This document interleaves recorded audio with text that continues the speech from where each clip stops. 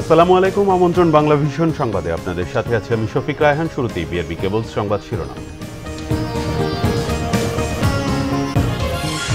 নোয়াখালীর বসুরহাটে আওয়ামী লীগের দু গ্রুপের মধ্যে ফের সংঘর্ষে একজন নিহত, 15 জন গুলিবিদ্ধ সহ আহত অর্ধশতাধিক, 144 ধারা জারি। দুর্নীতির মামলায় হাজী সেলিমের 10 বছরের সাজা হাইকোর্টে বহাল, 30 দিনের মধ্যে আত্মসমর্পণের নির্দেশ, থাকবে না সংসদ সদস্য পদ, বললেন দুদক আইনজীবী। শুধু চট্টগ্রাম সমুদ্র বন্দর নয়, বিমানবন্দরও ব্যবহার করতে পারবে ত্রিপুরাবাসী, বলেছেন প্রধানমন্ত্রী। ফেনী নদীর উপর মৈত্রী সেতু উদ্বোধন করলেন মোদি। জিয়াউর রহমানের মুক্তিযুদ্ধের ভূমিকা নিয়ে সরকারের মিথ্যাচারের অভিযোগ মির্জা ফখরুলের। জিয়ার বাঙালি হত্যার দলিল ইতিহাসে নেই, বলেছেন ডক্টর মোশাররফ। দেখছিলেন বিআরবি কেবলস সংবাদ শিরোনাম, এবার বিস্তারিত। নোয়াখালীর বসুরহাটে আওয়ামী লীগের দু গ্রুপে ফের সংঘর্ষে আলাউদ্দিন নামে একজন নিহত হয়েছেন, 15 জন গুলিবিদ্ধ সহ আহত হয়েছেন অর্ধশতাধিক। বসুরহাটে পৌর মেয়র আব্দুল কাদের মির্জা ও সাবেক উপজেলা চেয়ারম্যান বাদলের সমর্থকদের মধ্যে দুদফা সংঘর্ষে উত্তপ্ত বসুরহাট। এদিকে বসুরহাটে বুধবার ভোর 6টা থেকে রাত 12টা পর্যন্ত 144 ধারা জারি করেছে স্থানীয় প্রশাসন। পুলিশ জানায়, মঙ্গলবার সন্ধ্যায় উপজেলা আওয়ামী লীগের সভাপতি বীর মুক্তিযোদ্ধা খিজির হায়াত খানের ওপর হামলার প্রতিবাদে বসুরহাট বাজারের রূপালী চত্বরে প্রতিবাদ সভা চলছিল। এ সময় দুই পক্ষ সংঘর্ষে জড়িয়ে পড়ে, ধাওয়া পাল্টা ধাওয়া এবং কয়েকটি ককটেল বিস্ফোরণ ঘটে। দফায় দফায় সংঘর্ষে কোম্পানিগঞ্জ পরিণত হয় রণক্ষেত্রে। পুলিশ কয়েক রাউন্ড ফাঁকা গুলি ছুড়ে পরিস্থিতি নিয়ন্ত্রণে আনে। সংঘর্ষে কোম্পানিগঞ্জ থানার ওসি মীর জাহিদুল হক সহ 5 পুলিশ সদস্যও আহত হন। মঙ্গলবার রাতে ফের সংঘর্ষে জড়িয়ে পড়ে দুই পক্ষ, হয় গোলাগুলি। এর আগে গত 19 ফেব্রুয়ারি কোম্পানিগঞ্জে আওয়ামী লীগের দু গ্রুপের সংঘর্ষে সাংবাদিক বোরহান উদ্দিন মোজাক্কির গুলিবিদ্ধ হয়ে মারা যান। তারপরেও আমার এখানে অনেক স্পিন্ডার আসি করছে। সরাজাবির একটা কর্মীকে নৃশংসভাবে হত্যা করছে। আরও 7-8 জন কর্মী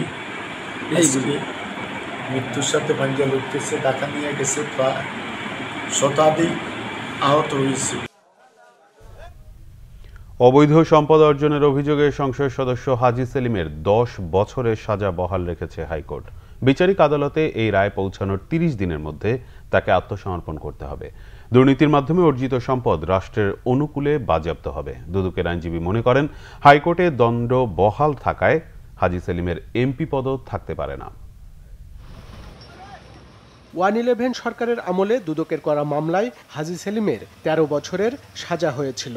হাইকোর্ট ওই সাজা স্থগিত রেখে তাকে খালাস দিলে এর বিরুদ্ধে আপিল করে দুদক। আবার শুনানির নির্দেশ দেয় আপিল বিভাগ।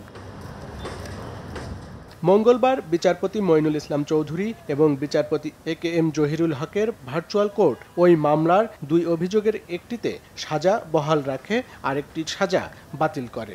দুর্নীতির মাধ্যমে অর্জিত সম্পদ রাষ্ট্রের অনুকূলে বাজেয়াপ্ত করারও নির্দেশ দিয়েছে হাইকোর্ট। ওনার গোপন অংশটা দুর্নীতি দমন কমিশন প্রমাণ করতে পারেনি, কিন্তু 27 ধারার যে জ্ঞাত আয় বহির্ভূত সম্পত্তি যেই ওনাকে 10 বছরের সাজা দিয়েছিল বিশেষ আদালত 7, সেই সাজাটি উনি বহাল রেখেছেন এবং তার সঙ্গে বিশেষ আদালতের দেওয়া 10 লক্ষ টাকা জরিমানা, অনাদায়ে 1 বছরের রিগরাস ইমপ্রিজনমেন্ট, সেটাও আদেশ বহাল রেখেছেন। এবং যেদিন বিচারিক আদালত এই রায়ের কপি পাবে সেই দিন থেকে 30 দিনের মধ্যে হাজী মোহাম্মদ সেলিমকে বিচারিক আদালতে আত্মসমর্পণ করার নির্দেশ দিয়েছেন। হাজী সেলিম এখনও জাতীয় সংসদের সদস্য। আদালতের রায়ে দণ্ডিত হওয়ায় তার এমপি পদ থাকতে পারে না বলে মনে করেন দুদকের আইনজীবী। আমি মনে করি নৈতিকতার খনন, এবং সেটা উনি অ্যাকর্ডিং টু 66(2)D অনুযায়ী ওনার টোটাল বার হয়ে যাবে, সংসদ সদস্যপদ থাকার আর যোগ্যতা হারিয়েছেন। তবে বিষয়টি স্পিকার সিদ্ধান্ত নেবেন। আপিল করার কথা জানিয়েছেন হাজী সেলিমের আইনজীবী। জ্ঞাত আয়ের বহির্ভূত সম্পত্তি প্রমাণ না হওয়া সত্ত্বেও আমাদেরকে সাজা দেওয়া হয়। আমরা সেই জিনিসটি মহামান্য হাইকোর্ট ডিভিশনের রায়ের এগেনস্টে অ্যাপিলেট বিভাগে আমরা আমাদের যুক্তিতর্ক উপস্থিতি করার চেষ্টা করব। অবৈধভাবে সম্পদ অর্জনের অভিযোগে 2007 সালে হাজী সেলিম ও তার স্ত্রীর বিরুদ্ধে লালবাগ থানায় মামলা করে দুদক। সে মামলায় তাদের 13 বছরের জেল হয়। মারা যাওয়ায় হাজী সেলিমের স্ত্রীকে মামলা থেকে অব্যাহতি দিয়েছে আদালত। আরিফুল হক, বাংলা ভিশন, ঢাকা। প্রধানমন্ত্রী শেখ হাসিনা বলেছেন, রাজনৈতিক সীমানা যেন দুদেশের বাণিজ্যে বাধা হয়ে না দাঁড়ায়। শুধু বন্দর নয়, ত্রিপুরাবাসী চাইলে চট্টগ্রাম আন্তর্জাতিক বিমানবন্দরও ব্যবহার করতে পারবে। মঙ্গলবার ভারতের ত্রিপুরায় ফেনী নদীর ওপর মৈত্রী সেতুর উদ্বোধনী অনুষ্ঠানে ভিডিও বার্তায় একথা বলেন বাংলাদেশের প্রধানমন্ত্রী। দিল্লি থেকে ভার্চুয়ালি যুক্ত হয়ে সেতুটি উদ্বোধন করেন ভারতের প্রধানমন্ত্রী নরেন্দ্র মোদী। তিনি আশা করেন মৈত্রী সেতুর মাধ্যমে দুদেশের সম্পর্ক আরও জোরদার হবে। বাংলাদেশ ও ভারত সীমান্তে দুই দেশের মধ্যে সংযোগকারী ফেনী নদীর উপর নির্মিত মৈত্রী সেতু উদ্বোধন করেছেন ভারতের প্রধানমন্ত্রী নরেন্দ্র মোদী। দিল্লি থেকে ভার্চুয়ালি ত্রিপুরার অনুষ্ঠানে যুক্ত হয়ে তিনি এ সেতু উদ্বোধন করেন। 1.9 কিলোমিটার দীর্ঘ এই সেতুর এক প্রান্তে দক্ষিণ ত্রিপুরার সাবরুম শহর, অন্য প্রান্তে বাংলাদেশের খাগড়াছড়ি রামগড়। এর ফলে ভারতের বিভিন্ন রাজ্যের মধ্যে পণ্য চলাচল সহজ হবে, পাশাপাশি চট্টগ্রাম বন্দরে প্রবেশের সুযোগও মিলবে সহজে। অনুষ্ঠানে নরেন্দ্র মোদী বলেন, ভারতের উত্তর পূর্বাঞ্চলে ব্যবসা বাণিজ্যের আমূল পরিবর্তনে গুরুত্বপূর্ণ ভূমিকা রাখবে সেতু। सबरूम और रामगढ़ के बीच सेतु से हमारी मैत्री भी मजबूत हुई है और भारत बांग्लादेश की समृद्धि का कनेक्शन भी जुड़ गया है। इस सेतु से कनेक्टिविटी बेहतर होगी और इकोनॉमिक अपॉर्चुनिटी बढ़ेगी। इस सेतु के बनने से भारत बांग्लादेश के लोगों में संपर्क बेहतर होने के साथ साथ टूरिज्म और ट्रेड के लिए, पोर्ट लेड डेवलपमेंट के लिए नए अवसर पैदा हुए हैं। ভিডিও বার্তায় প্রধানমন্ত্রী শেখ হাসিনা এ ধরনের ঘটনাকে ঐতিহাসিক উল্লেখ করেন। বলেন, ভারতকে কানেক্টিভিটি দেওয়ার মাধ্যমে দক্ষিণ এশিয়ায় নতুন যুগের সূচনা করেছে Bangladesh. We are creating a new era in South Asia through providing connectivity to India.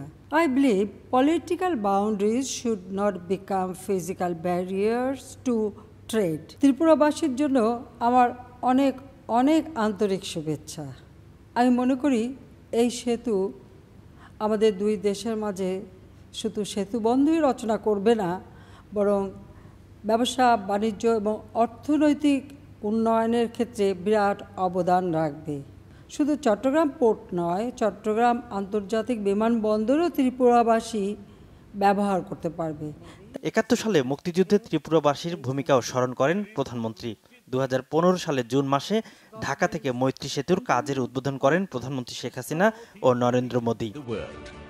Syed Abdul Muhith, Bangla vision, Dhaka.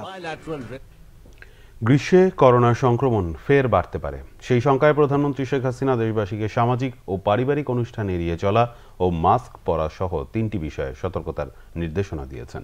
এদিন মন্ত্রিপরিষদকে বাণিজ্য মন্ত্রণালয় আশ্বস্ত করে যে আসছে রোজায় তেল, চিনি ও পেঁয়াজ সহ 6টি নিত্যপণ্যের সরবরাহে ঘাটতি হবে না।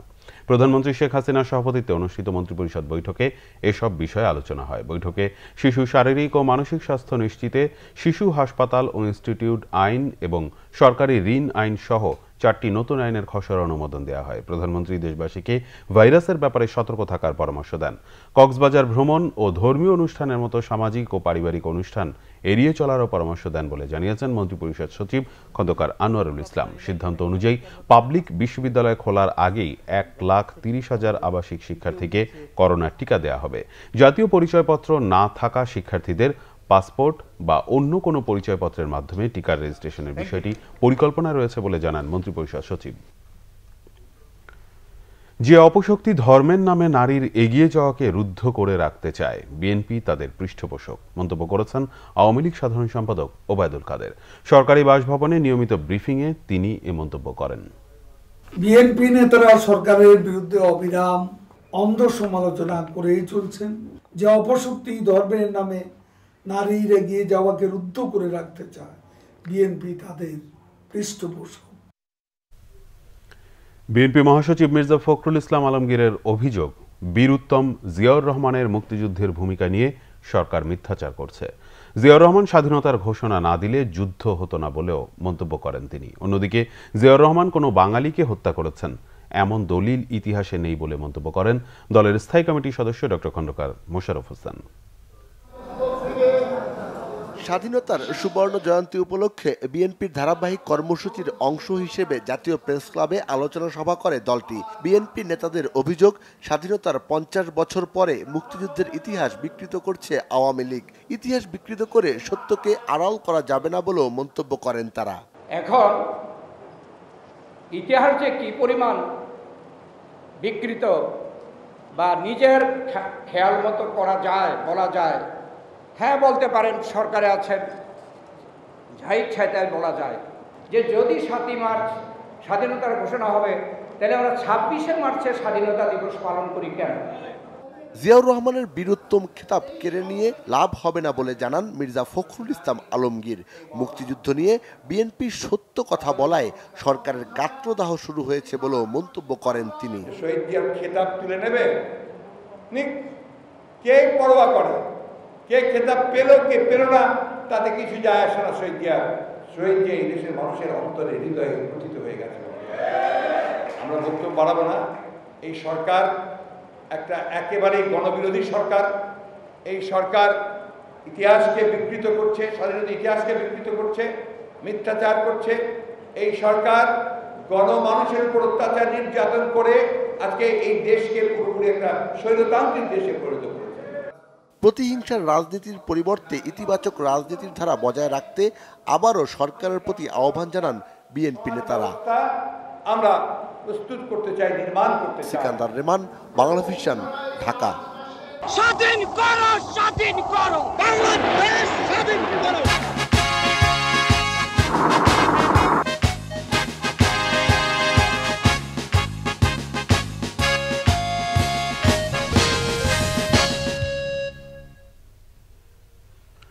স্বাধীনতার 50 বছরেও বহু ধারায় বিভক্ত দেশের শিক্ষা খাত। মাদ্রাসা, ইংলিশ মিডিয়াম, সাধারণ, কারিগরি, অনানুষ্ঠানিক সহ নানা ভার্সন। শিক্ষায় এ বহুধারা জাতিকেও বিভক্ত করছে।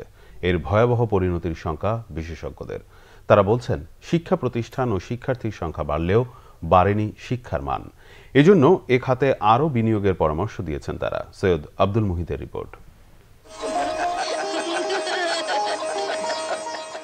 ৭১-এ যুদ্ধবিধ্বস্ত নবীন রাষ্ট্র বাংলাদেশ ছিল কৃষি প্রধান। শহরকেন্দ্রিক পড়ালেখা চলতে থাকলেও গ্রামে তার ব্যতিক্রম। শিক্ষা প্রতিষ্ঠানের অভাব, আর্থিক সংকটেও এজন্য দায়ী।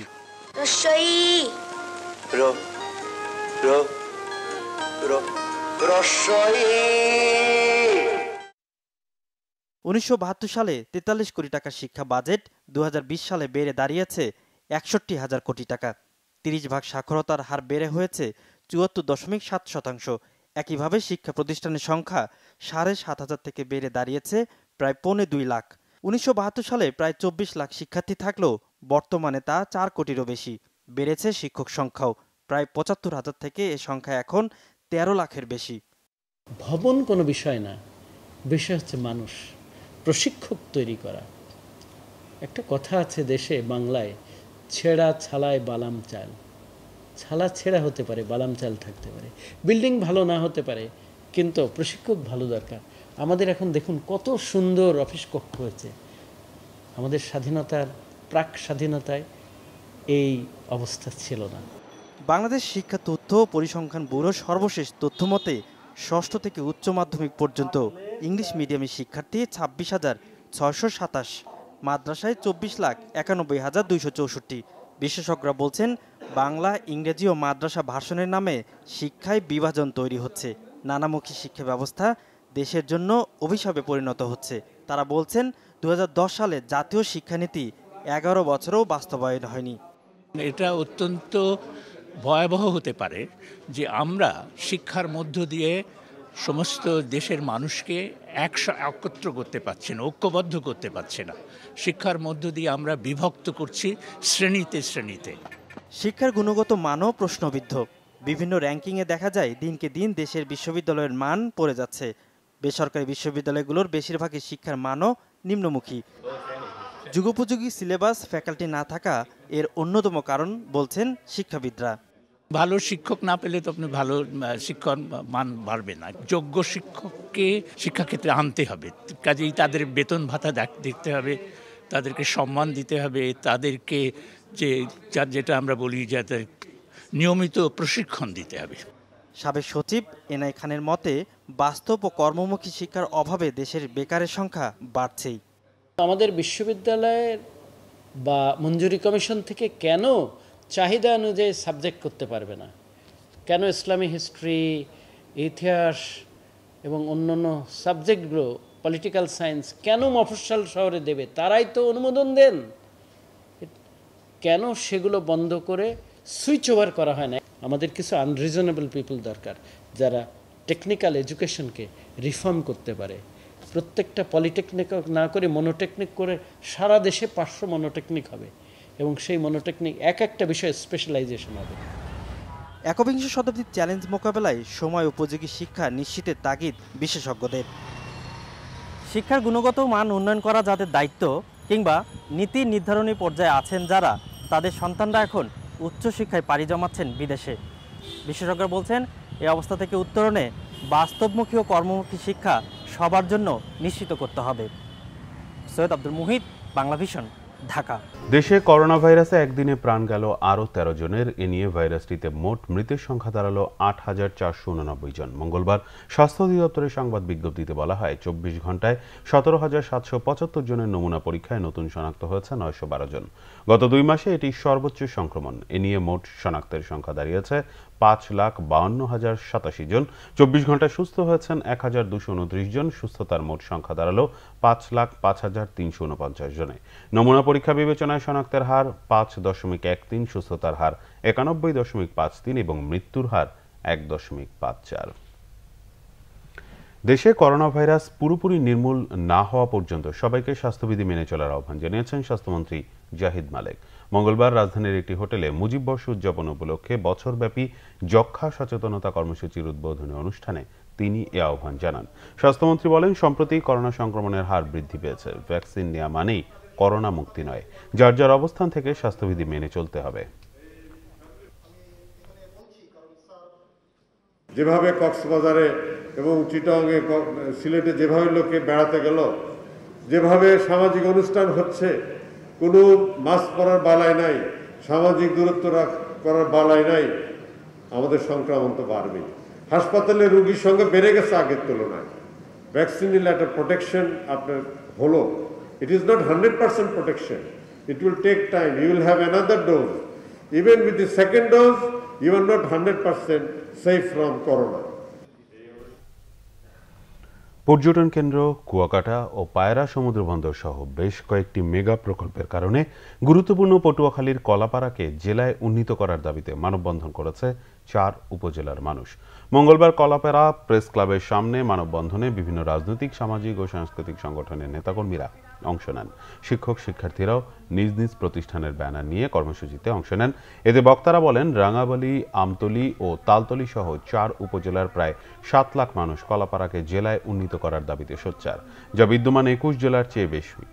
প্রধান অতিথির বক্তব্যে পটুয়াখালী 4 আসনের সংসদ সদস্য মহিবুর রহমান মহিব একই দাবিতে আগামী 9 এপ্রিল জাতীয় প্রেস ক্লাবের সামনে মানববন্ধন ও গণজামায়াতের ঘোষণা দেন।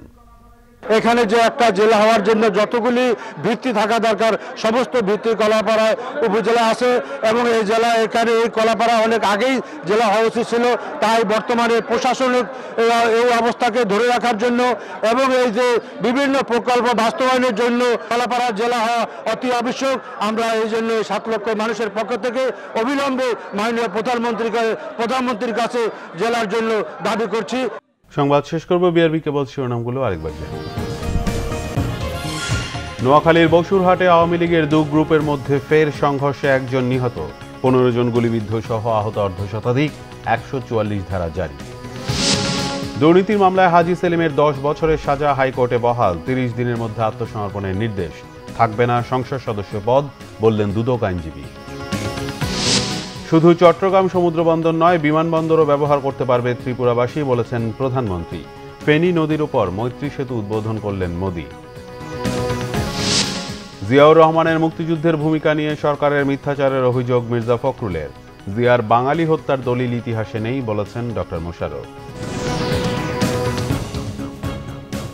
এই ছিল এখনকার মতো। পরের সংবাদ সকাল 10টায়, এর আগে 9টায় রয়েছে নিউজ টপ 10 দেখার আমন্ত্রণ রইল। এছাড়া বাংলা ভিশন সংবাদ ও সংবাদ সংশ্লিষ্ট অনুষ্ঠান দেখতে ভিজিট করুন www.banglavision.tv ও facebook.com/banglavision এবং সাবস্ক্রাইব করুন youtube.com/banglavision news। এতক্ষণ সাথে থাকায় ধন্যবাদ।